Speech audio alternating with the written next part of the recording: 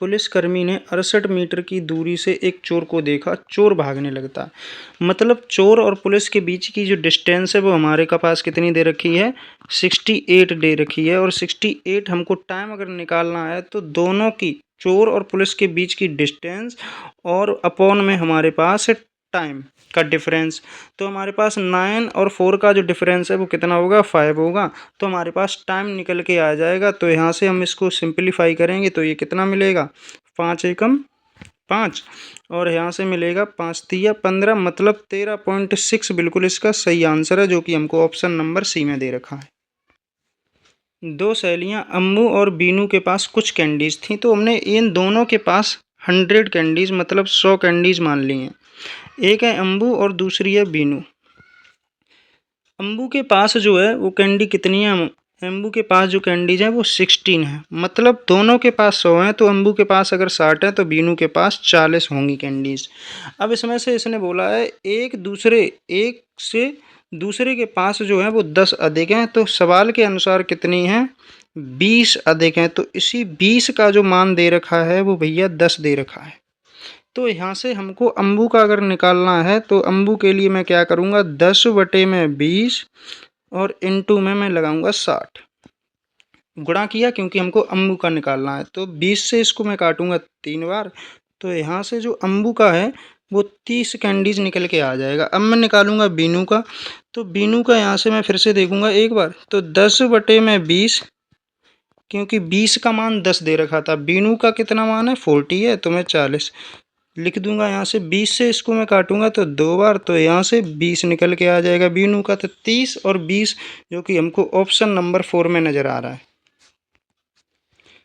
साधारण ब्याज पर 4 वर्ष में एक राशि 40%, 4 वर्षों में 40% हो रही है। तो यहाँ से साधारण ब्याज समान होता है, तो इसीलिए हमारा 4 वर्षों में 40%, तो एक वर्ष में मतलब जो इसकी रेट है वो हमारी 10% निकल के आ जाएगी कि नहीं आ जाएगी।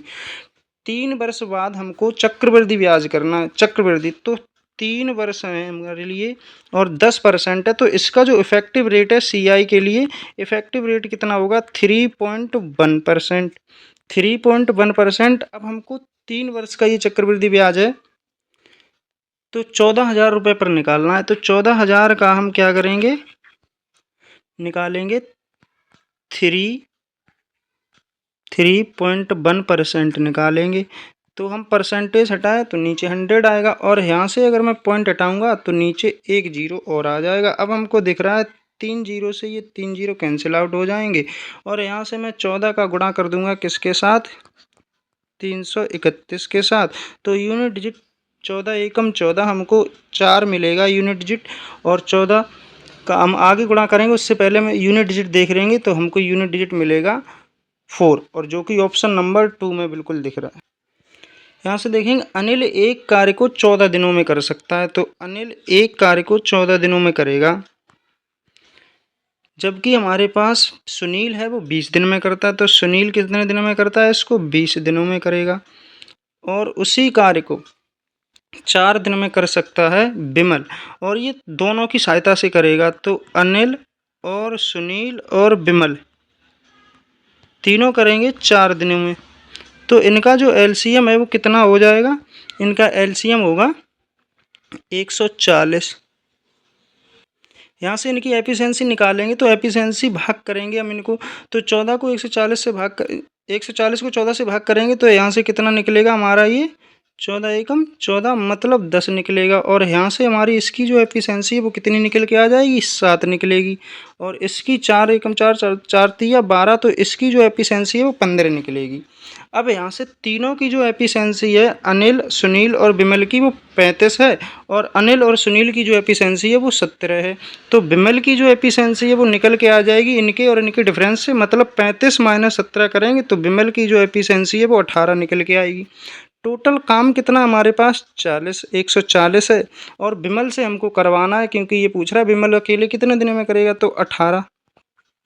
यहाँ से अगर मैं इसको सिंप्लीफाई करूँगा तो ये 70/9 बनेगा, और 70/9 का मतलब क्या है, 7 सही, 7/9, जो कि हमको ऑप्शन नंबर डी में दे रखा है। 2 साल के लिए 12% की दर से 1040 रुपये पर साधारण ब्याज ज्ञात करना है हमको। तो साधारण ब्याज का जो फार्मूला होता है SI बराबर P into R into T upon में 100।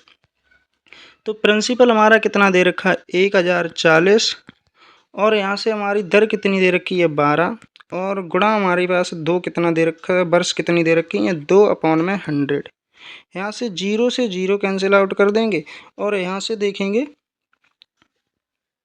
104 का गुणा हम करेंगे किसके साथ, 12 दूनी 24 के साथ। तो 24 चौका कितना होता है 96, कैरी हमने ले लिया 9, 24 जीरो का 0, और यहाँ से हमने लिया 9, और यहाँ से 24 एकम 24 लिख लिया। लेकिन इसके बटे में 10 था, तो हम यहाँ से क्या करेंगे पॉइंट लगा देंगे। तो हमारे पास जो आंसर होगा वो 24 249.6, जो कि हमको ऑप्शन नंबर 4 में मिलेगा।